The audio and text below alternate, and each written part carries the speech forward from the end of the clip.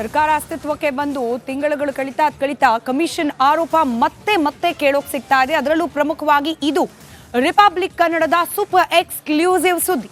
Republic ಕನ್ನಡದ camera ಮುಂದೆ ಮತ್ತೊಮ್ಮೆ ವರ್ಗಾವಣೆಯಲ್ಲಿ ಕಮಿಷನ್ ಬಾಂಬ್ ಸಿಡಿಸಿದ್ದಾರೆ ಕಾಂಗ್ರೆಸ್ ಪಕ್ಷದ ನಾಯಕ.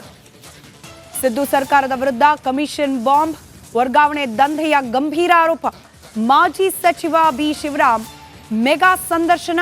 ರಿಪಬ್ಲಿಕ್ ಕನ್ನಡದಲ್ಲಿ ಮಾತ್ರ ರಾಜ್ಯದಲ್ಲಿ ಕಾಂಗ್ರೆಸ್ ವರ್ಸಸ್ ಕಾಂಗ್ರೆಸ್ ಅನ್ನೋ ಪರಿಸ್ಥಿತಿ ಇದೆ ಅನ್ನೋದಕ್ಕೆ ಇದು ಕೂಡ ಸಾಕ್ಷ್ಯವಾಗಿ ನಿಲ್ತಾ ಇದೆ. ಸರ್ಕಾರಕ್ಕೆ ಕಾಂಗ್ರೆಸ್ ನಾಯಕರಿಂದಲೇ ಅತಿ ದೊಡ್ಡ ಮುಜುಗರ ಆಗ್ತಾ ಇರೋದನ್ನ ಪದೇ ಗಮನಿಸ್ತಾ ಇದ್ದೀವಿ. ಕಾಂಗ್ರೆಸ್ ನಾಯಕರಿಂದಲೇ ಇದೀಗ ಕಮಿಷನ್ನ ಆರೋಪ. ಬಿಜೆಪಿ ಸರ್ಕಾರವಾಯಿತು, ಈಗ ಕಾಂಗ್ರೆಸ್ ಮೇಲೂ ಕೂಡ ವರ್ಗಾವಣೆ ವಿಚಾರದಲ್ಲಿ ಕಮಿಷನ್ ದಂಧೆ ನಡೀತಾ ಇರುವ ಗಂಭೀರ ಆರೋಪ ಪಕ್ಷದ ಒಳಗಿನಿಂದಲೇ ಕೇಳೋಕ್ ಸಿಕ್ಕಿದೆ. ಸರ್ಕಾರದಲ್ಲಿ ಅತಿ ದೊಡ್ಡ ವರ್ಗಾವಣೆ ದಂಧೆ ನಡೀತಾ ಇದೆ. ಅಧಿಕಾರಿಗಳ ವರ್ಗಾವಣೆಯಲ್ಲಿ ಕಮಿಷನ್ ದಂಧೆ ನಡೀತಾ ಇದೆ ಅಂತ ಹೇಳಿ ಕಾಂಗ್ರೆಸ್ ಹಿರಿಯ ಮುಖಂಡ ಬಿ ಶಿವರಾಮ್ ಸ್ಫೋಟಕ ಹೇಳಿಕೆಯನ್ನ ನೀಡಿದ್ದಾರೆ. ಅಧಿಕಾರಿಗಳ ವರ್ಗಾವಣೆಯಲ್ಲಿ ಬ್ರಹ್ಮಾಂಡ ಭ್ರಷ್ಟಾಚಾರ ನಡೀತಾ ಇದೆ. ಸಚಿವ ರಾಜಣ್ಣ ವಿರುದ್ಧ ಕೂಡ ಗಂಭೀರ ಆರೋಪ ಮಾಡಿದ್ದಾರೆ ಶಿವರಾಮ್. ರಾಜಣ್ಣರನ್ನ ಸಚಿವ ಸ್ಥಾನದಿಂದ ವಜಾ ಮಾಡಬೇಕು ಅಂತ ಕೂಡ ಇದೇ ಸಂದರ್ಭದಲ್ಲಿ ಕಿಡಿಕಾರಿದ್ದಾರೆ.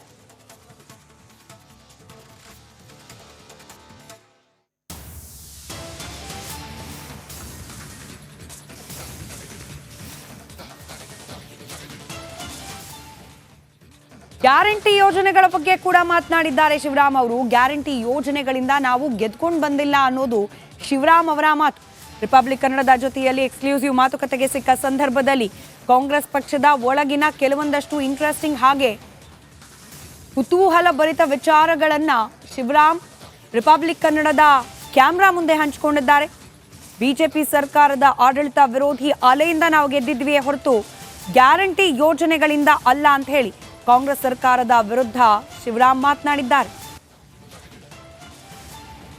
ಹಾಸನ ಜಿಲ್ಲಾ ಉಸ್ತುವಾರಿ ಸಚಿವ ಕೆಎನ್ ರಾಜಣ್ಣ ವಿರುದ್ಧ ಮಾಜಿ ಸಚಿವ ಮತ್ತು ಕಾಂಗ್ರೆಸ್ನ ಪ್ರಭಾವಿ ಮುಖಂಡ ಬಿ ಶಿವರಾಮ್ ಅವರು ಒಂದು ರೀತಿಯಲ್ಲಿ ಅಸಮಾಧಾನಗೊಂಡಿರುವಂಥದ್ದು ಮತ್ತು ಪಕ್ಷದ ಸಂಬಂಧಪಟ್ಟಂತೆ ಒಂದಷ್ಟು ಹೇಳಿಕೆಗಳನ್ನು ಕೊಟ್ಟಿರುವಂಥದ್ದು. ಅಂದರೆ 40% ವಿಚಾರ ಏನಿದೆ ಅದು ಹಾಸನ ಜಿಲ್ಲೆಯಲ್ಲಿ ಜಾಸ್ತಿ ಆಗ್ತಾ ಇದೆ. ಯಾಕೆ ಹೇಳಿದ್ರು ಅಂತ, ಯಾಕಂದರೆ ಇವರ ಹೇಳಿಕೆ ಏನಿದೆ ಅದು ಒಂದು ರೀತಿಯಲ್ಲಿ ಸಾಕಷ್ಟು ಸಂಚಲನ ಜೊತೆಗೆ ಚರ್ಚೆ ವಿಚಾರ ಆಗಿರುತ್ತದೆ ಪಕ್ಷದಲ್ಲಿ. ಸರ್, ಬಿ ಶಿವರಾಮ್ ಸರ್, ನೀವು ಒಂದು ಹಾಸನ ಜಿಲ್ಲೆಯಲ್ಲಿ ನಡೀತಿರುವಂಥಷ್ಟು ಬೆಳವಣಿಗೆಗಳು ಪಕ್ಷದಲ್ಲಿ ಏನದು ಆ್ಯಕ್ಚುಲಿ ಏನು, ಯಾಕೆ ಆ ರೀತಿ ನಿಮಗೆ ಅನಿಸಿಕೆ ಅನಿಸ್ತು? ಪಕ್ಷದಲ್ಲಿ ಬೆಳವಣಿಗೆ ಸಮರ್ಪಕವಾಗಿ ಸಂಘಟನೆ ಆಗ್ತಾ ಇಲ್ಲ ಅಂತಕ್ಕಂಥ ದೃಷ್ಟಿಯಿಂದ ನಮ್ಮ ಅಸಮಾಧಾನವನ್ನು ವ್ಯಕ್ತ ಮಾಡಿರೋದು ಸತ್ಯ. ಸರ್, ಈ ಭ್ರಷ್ಟಾಚಾರ ಮಿತಿಮಿತ್ತದ ಹಾಸನ ಜಿಲ್ಲೆಯಲ್ಲಿ ಅಂತ ಅದು ಏನು ಸರ್ ನಿಮ್ಗೆ? ಯಾಕೆ ನೀವು ಒಂದೊಂದಷ್ಟು ಓಪನ್ ಮಾತಾಡುವಂಥದ್ದು ಒಂದಷ್ಟು ಇದ್ದರೆ ಹಿತದೃಷ್ಟಿಯಿಂದ, ಸಮಾಜದ ಹಿತದೃಷ್ಟಿ ಅಥವಾ ಪಕ್ಷದ ಹಿತದೃಷ್ಟಿಯಿಂದ ನಮ್ದು ಏನಂತ ಅಂದರೆ ನೋಡಿ, ಎಲ್ಲೋ ಒಂದು ಕಡೆ ನಾವು BJP 40% ಅಂತ ಹೇಳಿಕೊಂಡು ಈ ಸರ್ಕಾರ ಅಧಿಕಾರಕ್ಕೆ ಬಂದಿದೆ. ನಾನು ನೇರಾಗಿ ಹೇಳ್ತಾ ಇದ್ದೀನಿ, ಅವರ ನೆಗೆಟಿವ್ BJP ಅವರು ಆ್ಯಂಟಿ ಇನ್ಕಂಬೆನ್ಸಿ ಅಂತ ಇದೆ ಹೇಳ್ತವೆಲ್ಲ, ಅದರಿಂದ ನಾವು 135 ಬಂದಿರೋದು. 5 ಗ್ಯಾರಂಟಿಯಿಂದ ಅಲ್ಲ, ಗ್ಯಾರಂಟಿ ಈಗ ಅನುಷ್ಠಾನ ಮಾಡಿದ್ದೀವಿ, ಅದ್ರ ಮೇಲೆ MP ರಿಸಲ್ಟ್ ನೋಡ್ಬೇಕು ನಾವು ಅಲ್ವಾ? ಆಗಿರುವಾಗ ನಾವು ಹೇಗಿರಬೇಕು? ನಿಮ್ಮ ಕಡೆ ಬೆರಳು ತೋರಿಸಿದ್ದೀವಿ, ನಾವು ಸ್ವಲ್ಪನಾದ್ರೂ ಮರ್ಯಾದೆ ಕಾಪಾಡ್ಕೋಬೇಕಲ್ವಾ? ಅಲ್ಲೆಲ್ಲ ಲೋಪದೋಷ ಆದಾಗ ಸ್ವಲ್ಪ ಪ್ರಾಮಾಣಿಕತೆನ ಕಾಪಾಡ್ಕೊಂಡವ್ರಿಗೆ ಚುಚ್ಚುತ್ತೆ, ಹೌದಲ್ವಾ? ಹೇಳಬೇಕಾಗತ್ತಲ್ಲ. ಈ ರಾಜಕಾರಣದಲ್ಲಿ ಇಲ್ಲಿವರೆಗೂ ಒಂದು ಗುಂಟೆ ಜಮೀನು ಮಾಡ್ಕೊಂಡಿಲ್ಲ, ಇದನ್ನು ಇರೋದು ಮಾರ್ಕೊಂಡಿರೋರು. ನಾವು ಪ್ರಾಮಾಣಿಕವಾಗಿ ಬದುಕಬೇಕು ಅಂತ ರಾಜಕಾರಣದಲ್ಲಿ ಹೇಸಿಗೆ ಅನ್ನಿಸ್ಕೋಬಾರ್ದು. ಜನರ ಮಧ್ಯೆ ಒಳ್ಳೆತನದಲ್ಲಿ ಬದುಕೋಣ, ಅವ್ರು ಸೇವೆ ಮಾಡೋಣ ಬೆಳಗ್ಗೆ ಎದ್ದು ಅಂತಕ್ಕಂಥ ದೃಷ್ಟಿಯಿಂದ ಇರೋರಿಗೆ ಹಿಂಗಾದಾಗ ಏನಾಗುತ್ತೆ ಹೇಳಿದ್ದೀನಿ. ಆ ರೀತಿ ಅಥವಾ ಅದಕ್ಕಿಂತ ಹೆಚ್ಚಾಗಿ ಅಥವಾ ಭ್ರಷ್ಟಾಚಾರ ನಡೀತಾ ಇದೆ ಅಂತ ತಮ್ಮ ಒಂದು ಆರೋಪ. ನಾನು ಅದನ್ನು ಹೇಳಿಲ್ಲ. ಭ್ರಷ್ಟಾಚಾರ ಮಿತಿ ಮೀರಬಾರದು ಅಂತ ಅನ್ಸುತ್ತಾ? ಬಾರದು ಅಂತ ಹೇಳಿದ್ದೀನಿ. ಮಿತಿ ಮೀರಬಾರದು, ಮೀರಿದರೆ ಆಗಿದೆ ಅಂತ ಹೇಳ್ತವೆ ಅಲ್ವಾ? ಮಿತಿ ಮೀರಬಾರದು. ಸ್ವಲ್ಪ ಕಡಿವಾಣ ಹಾಕಿದರೆ ಜನಾಭಿಪ್ರಾಯ ಕಾಂಗ್ರೆಸ್ ಪರ ಇರುತ್ತೆ. ಹತ್ತಿರದಲ್ಲೇ ಲೋಕಸಭಾ ಚುನಾವಣೆ ಇದೆ. ನನ್ನ ಉದ್ದೇಶ, ನಾನು ಒಬ್ಬ ಆಕಾಂಕ್ಷಿ ರೀ ಲೋಕಸಭೆಗೆ. ಇವಕ್ಕೆಲ್ಲ ಏನು ಎಚ್ಚರಿಕೆ ವಹಿಸಲೇಬೇಕಲ್ವಾ? ಆಯ್ಕೆ ಅವ್ರು ಯಾರನ್ನಾರ ಮಾಡ್ಲಿಕ್ಕೆ ಕೊನೆಗೆ, ಆದರೆ ನಾನು ಆಕಾಂಕ್ಷಿ ಇಲ್ಲಿವರೆಗೆ ಇರೋವರೆಗೂ ಗಮನ ಹರಿಸ್ಲೇಬೇಕು. ನಾನು ಒಬ್ಬ ಜವಾಬ್ದಾರಿ ಸ್ಥಾನದಲ್ಲಿದ್ದು ಯಾರು ಹೇಳೋರು ಇಲ್ಲದೆ ಹೋದರೆ ಕೇಳೋರು ಇಲ್ಲ ಹೇಳೋರು ಇಲ್ಲ.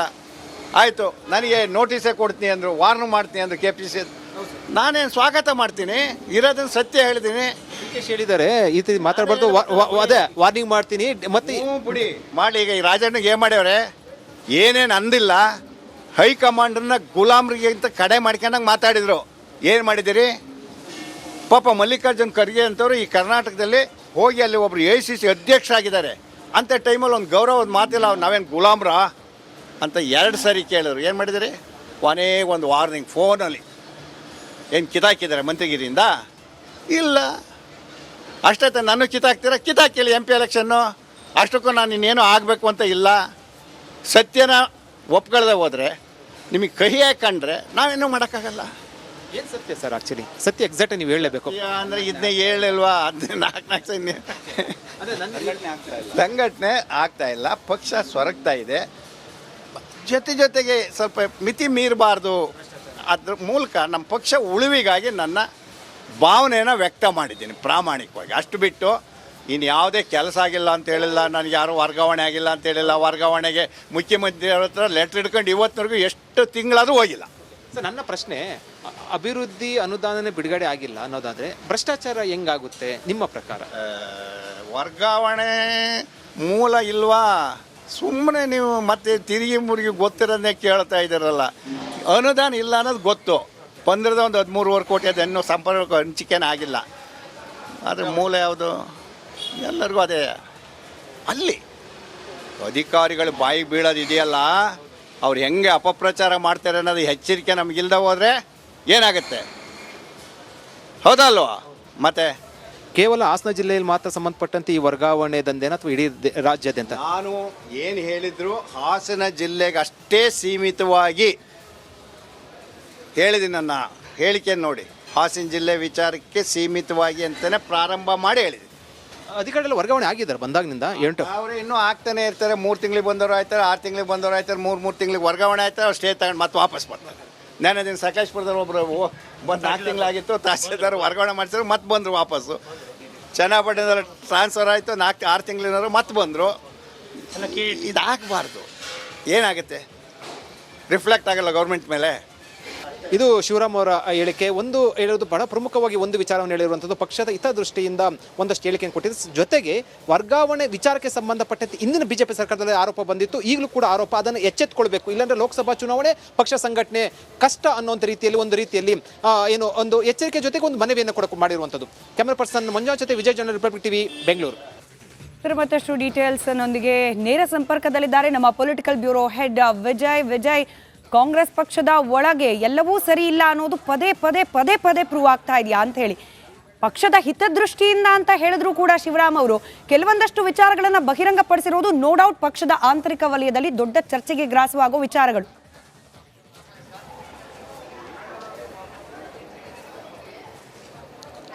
ಖಂಡಿತವಾಗ್ಲೂ ಸ್ಮಿತಾ, ಕಾಂಗ್ರೆಸ್ ಪಕ್ಷದಲ್ಲಿ ಭ್ರಷ್ಟಾಚಾರ ಸಂಬಂಧಪಟ್ಟಂತೆ, ಅದರಲ್ಲೂ ಅಧಿಕಾರಿಗಳ ವರ್ಗಾವಣೆ ವಿಚಾರದಲ್ಲಿ ದಂಧೆಯ ವಿಚಾರ ಸಂಬಂಧಪಟ್ಟಂತೆ ಏನು ಪ್ರತಿಪಕ್ಷ BJP ಮತ್ತು JDS ಆರೋಪ ಮಾಡ್ತಾ ಇತ್ತು, ಅದನ್ನು ಕಾಂಗ್ರೆಸ್ ಸರ್ಕಾರ, ಮುಖ್ಯಮಂತ್ರಿ ಸಿದ್ದರಾಮಯ್ಯ ಮತ್ತು DK ಶಿವಕುಮಾರ್ ಇಬ್ಬರೂ ಕೂಡ ಏನು ಅಲ್ಲಗೆಳಿತಾ ಇದ್ರು. ಒಂದು ಕಡೆ ಅದು ರಾಜಕೀಯ ಆರೋಪ ಅಂತ ಹೇಳ್ತಾ ಇದ್ರು. ಈಗ ಅವರೇ ಪಕ್ಷದ, ಅದು ಯಾರು, ಹಿರಿಯ ಮುಖಂಡ, 4 ಬಾರಿ ಶಾಸಕರಾಗಿದ್ದಂಥವರು, ಮಾಜಿ ಸಚಿವರಾಗಿದ್ದಂಥ ವ್ಯಕ್ತಿ B ಶಿವರಾಮ್ ನೇರವಾಗಿ ಹಾಸನ ಜಿಲ್ಲೆಯಲ್ಲಿ ಅಧಿಕಾರಿಗಳ ವರ್ಗಾವಣೆ ಸಂಬಂಧಪಟ್ಟಂತೆ ಗಂಭೀರ ಆರೋಪವನ್ನು ಮಾಡಿರುವಂಥದ್ದು. ಅಧಿಕಾರಿಗಳ ವರ್ಗಾವಣೆ ವಿಚಾರದಲ್ಲಿ ಸರ್ಕಾರ ಕೆಟ್ಟ ಹೆಸರು ಬರ್ತದೆ ಅಂತ ಹೇಳುವ ಮೂಲಕ ಭ್ರಷ್ಟಾಚಾರದ ಆರೋಪವನ್ನು ಮಾಡಿರುವಂಥದ್ದು ಹಾಸನ ಜಿಲ್ಲಾ ಉಸ್ತುವಾರಿ ಸಚಿವರು ನೇರವಾಗಿ ಮಾಡಿರುವಂಥದ್ದು. ಅದು ಅಧಿಕಾರಿಗಳು ಒಂದಷ್ಟು ಹೆಸರುಗಳನ್ನು ಕೂಡ ಹೇಳಿರುವಂಥದ್ದು. ಈ ಹಿನ್ನೆಲೆಯಲ್ಲಿ ಈಗ ಕಾಂಗ್ರೆಸ್ ಪಕ್ಷಕ್ಕೆ ಅತಿ ದೊಡ್ಡ ಮುಜುಗರ ಆಗಿರುವಂಥದ್ದು. ಬೇರೆ ಆರೋಪ ಮಾಡಿದರೆ, ಬೇರೆ ಯಾರು ಆರೋಪ ಮಾಡಿದರೆ, ಪ್ರತಿಪಕ್ಷ ಆರೋಪ ಮಾಡಿದರೆ ಅದು ಪ್ರತಿಪಕ್ಷದ ಆರೋಪ ಅಂತ ಹೇಳ್ಬೋದಾಯ್ತು, ರಾಜಕೀಯ ಆರೋಪ ಅಂತ. ಈಗ ಅದರಲ್ಲೂ ಹಿರಿಯ ಮುಖಂಡ ಆರೋಪ ಮಾಡಿರುವಂಥ ಹಿನ್ನೆಲೆಯಲ್ಲಿ ಈಗ ಮುಖ್ಯಮಂತ್ರಿ ಸಿದ್ದರಾಮಯ್ಯ ಮತ್ತು DK ಶಿವಕುಮಾರ್, ಇಡೀ ಸರ್ಕಾರ, ಪಕ್ಷದ ಹೈಕಮಾಂಡ್ ಇದಕ್ಕೆ ಏನು ಉತ್ತರ ಕೊಡುತ್ತೆ ಅನ್ನುವಂಥದ್ದು. ಜೊತೆಗೆ ನಿನ್ನೆ DK ಶಿವಕುಮಾರ್ ಯಾರು ಬಹಿರಂಗವಾಗಿ ಮಾತಾಡಬಾರ್ದಂತ ಶಿವರಾಮ್ಗೆ ಏನು ಬಹಿರಂಗ ಎಚ್ಚರಿಕೆ ನೀಡಿದ ಬಳಿಕವೂ ಕೂಡ, ಅಂದರೆ 40% ಭ್ರಷ್ಟಾಚಾರ ಸಂಬಂಧಪಟ್ಟಂತೆ ಹೆಚ್ಚಾಗ್ತಾ ಇದೆ, ಕಳೆದ BJP ಸರ್ಕಾರದಿಂದ ಹೆಚ್ಚಾಗ್ತಾ ಇದೆ ಅಂತ ನಿನ್ನೆ ಆರೋಪವನ್ನು ಮಾಡಿದ್ರು. ಇಂದು ರಿಪಬ್ಲಿಕ್ ಕನ್ನಡಕ್ಕೆ ಒಂದು ಸ್ಫೋಟಕ ಗಂಭೀರ ಆರೋಪ ಮಾಡಿರುವಂಥದ್ದು ಅಧಿಕಾರಿಗಳ ವರ್ಗಾವಣೆ ವಿಚಾರ ಸಂಬಂಧಪಟ್ಟಂತೆ. ಇದೇ ವಿಚಾರ ಈಗ ಪ್ರತಿಪಕ್ಷಗಳಿಗೆ ಏನು ಆಹಾರ ಆಗುವಂಥದ್ದು, ಪ್ರತಿಪಕ್ಷಗಳಿಗೆ ರಾಜಕೀಯ ಅಸ್ತ್ರವಾಗಿ ತೆಗೆದುಕೊಳ್ಳುವಂಥದ್ದು. ನೋಡಬೇಕು ಈಗ ಸರ್ಕಾರ, ಮುಖ್ಯಮಂತ್ರಿ ಸಿದ್ದರಾಮಯ್ಯ ಇದಕ್ಕೆ ಉತ್ತರ ಕೊಡಬೇಕಂತ ಅನಿವಾರ್ಯ ಪರಿಸ್ಥಿತಿ ಇರುವಂಥದ್ದು. ಏನು ಉತ್ತರ ಕೊಡ್ತಾರೆ ಅನ್ನುವಂಥದ್ದು. ಒಟ್ಟಾರೆಗೆ ಸರ್ಕಾರಕ್ಕೆ ಮೇಲಿಂದ ಮೇಲೆ ಮುಜುಗರ ಆಗ್ತಾ ಇರುವಂಥದ್ದು ಸ್ಮಿತಾ. ರೈಟ್, ಧನ್ಯವಾದ ವಿಜಯ್ ಮಾಹಿತಿಗಾಗಿ.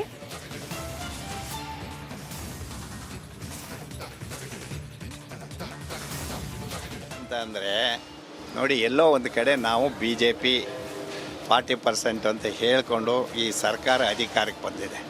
ನಾನು ನೇರಾಗಿ ಹೇಳ್ತಾ ಇದ್ದೀನಿ, ಅವರ ನೆಗೆಟಿವ್ ಬಿ ಜೆ ಪಿ ಅದು ಆ್ಯಂಟಿ ಇನ್ಕಂಬೆನ್ಸಿ ಅಂತ ಇದೆ ಹೇಳ್ತವೆಲ್ಲ, ಅದರಿಂದ ನಾವು 135 ಬಂದಿರೋದು.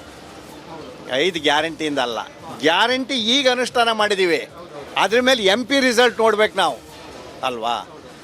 ಆಗಿರುವಾಗ ನಾವು ಹೇಗಿರಬೇಕು?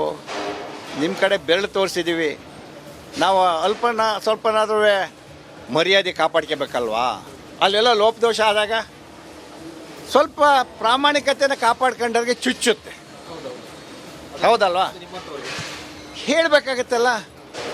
ಈ ರಾಜಕಾರಣದಲ್ಲಿ ಇಲ್ಲಿವರೆಗೂ ಒಂದು ಗುಂಟೆ ಜಮೀನು ಮಾಡ್ಕೊಂಡಿಲ್ಲ, ಇದನ್ನು ಇರೋದು ಮಾರ್ಕೊಂಡಿರೋರು. ನಾವು ಪ್ರಾಮಾಣಿಕವಾಗಿ ಬದುಕಬೇಕು ಅಂತ ರಾಜಕಾರಣದಲ್ಲಿ ಹೇಸಿಗೆ ಅನ್ನಿಸ್ಕೋಬಾರ್ದು. ಜನರ ಮಧ್ಯೆ ಒಳ್ಳೆತನದಲ್ಲಿ ಬದುಕೋಣ, ಅವ್ರ ಸೇವೆ ಮಾಡೋಣ ಬೆಳಗ್ಗೆ ಎದ್ದು ಅಂತಕ್ಕಂಥ ದೃಷ್ಟಿಯಿಂದ ಇರೋರಿಗೆ ಹಿಂಗಾದಾಗ ಏನಾಗುತ್ತೆ ಹೇಳಿದ್ದೀನಿ. 40% ಆ ರೀತಿ ಅಥವಾ ಅದಕ್ಕಿಂತ ಹೆಚ್ಚಾಗಿ ಅಥವಾ ಭ್ರಷ್ಟಾಚಾರ ನಡೀತಾ ಇದೆ ಅಂತ ತಮ್ಮ ಒಂದು ಆರೋಪ. ನಾನು ಅದನ್ನು ಹೇಳಿಲ್ಲ. ಭ್ರಷ್ಟಾಚಾರ ಮಿತಿ ಮೀರಬಾರದು ಮೀರ್ತಾ ಇದೆ ಅಂತ ಅನ್ಸುತ್ತಾ? ಬಾರದು ಅಂತ ಹೇಳಿದ್ದೀನಿ. ಮಿತಿ ಮೀರಬಾರದು, ಮೀರಿದ್ರೆ ಆಗಿದೆ ಅಂತ ಹೇಳ್ತವೆ ಅಲ್ವಾ. ಮಿತಿ ಮೀರಬಾರದು. ಆರೋಪ BJP ಸರ್ಕಾರ ಇದ್ದಾಗ ಬಂದದ್ದೇ ಕಾಮಗಾರಿ ವಿಚಾರದಲ್ಲಿ ಕಾಂಟ್ರಾಕ್ಟರ್ ನೇರ ಬೀದಿಗಿಳಿದು ಹೋರಾಟ ಮಾಡಿದ್ರು 40% ಅಂತ ಅಲ್ಲಿಂದನೇ ಪ್ರಾರಂಭ ಆಗಿದ್ದು. ಅದರಲ್ಲಿ ಅಭಿವೃದ್ಧಿ ಏನೂ ಆಗಿಲ್ಲ, ಅದರಿಂದ ಯಾವ 40% ಅಲ್ಲಿಲ್ಲ. ಆದರೆ ಈ ಮೂಲಕನಾದ್ರೂ ಹಾಗೆ ಆ ಥರ ಕೆಟ್ಟ ಹೆಸರು ಬರಬಾರ್ದು ಅನ್ನೋದು ನನ್ನ ಅಭಿಪ್ರಾಯ. ಮುನ್ನೆಚ್ಚರಿಕೆ, ಇದನ್ನು ಎಚ್ಚರಿಕೆಯಿಂದಲೇ KPCC ಇರ್ಬೋದು ಮತ್ತೊಬ್ಬರಿದ್ದು ಪರಿಗಣಿಸ್ಬೇಕು. ಹೇಳಿದ್ರಲ್ಲಿ ಎಲ್ಲೋ ಸತ್ಯ ಇದೆ ಅನ್ನೋದನ್ನು ಅರ್ಥಕೊಂಡ್ರೆ ಒಳ್ಳೇದು, ಇಲ್ಲಾಂದ್ರೆ ನೋಟಿಸಾರ ಕೊಡಲಿ, ತೆಗ್ದಾರ ಹಾಕ್ಲಿ, ಏನಾರ ಮಾಡಿಕೆ. ಒಂದು ನೇರ ಮಾತಾಡ್ತಾ ಇದ್ರ ವರ್ಗಾವಣೆ ನಿಮ್ಗೇನಾದ್ರು ಅನುಮಾನ ಬಂದಿದೆ? ಏನಾಗಬೇಕಾಗಿದೆ ನನಗೆ? ಇರೋವಷ್ಟು ದಿನ ಪ್ರಾಮಾಣಿಕ ಪಕ್ಷ ಸಂಘಟನೆ ಮಾಡ್ತೀನಿ, ಅವಕಾಶ ಕೊಟ್ಟರೆ. ಏನು ಕೊಡೋಕ್ಕೆ ಇಲ್ಲ ಅಂತಂದ್ರೆ ಸರಿ ಇಲ್ಲ, ನೇರವಾಗಿ ಮಾತಾಡ್ತೇನೆ, ಇರೋದನ್ನು ಹೇಳ್ತೇನೆ ಅಂತ ಅಂದರೆ ಬೇಡ. ಈ ವರ್ಗಾವಣೆ ವಿಚಾರದಲ್ಲಿ CM ಗಮನಕ್ಕೆ ತಂದಿದ್ದೀರಾ? ಒಂದಷ್ಟು ಎಷ್ಟು ಸಾರಿ ಹೇಳಿ, ಎಲ್ಲರ ಸಮ್ಮುಖದಲ್ಲೇ ಬೆಳಗಾಮಲ್ಲಿ ಹೇಳಿ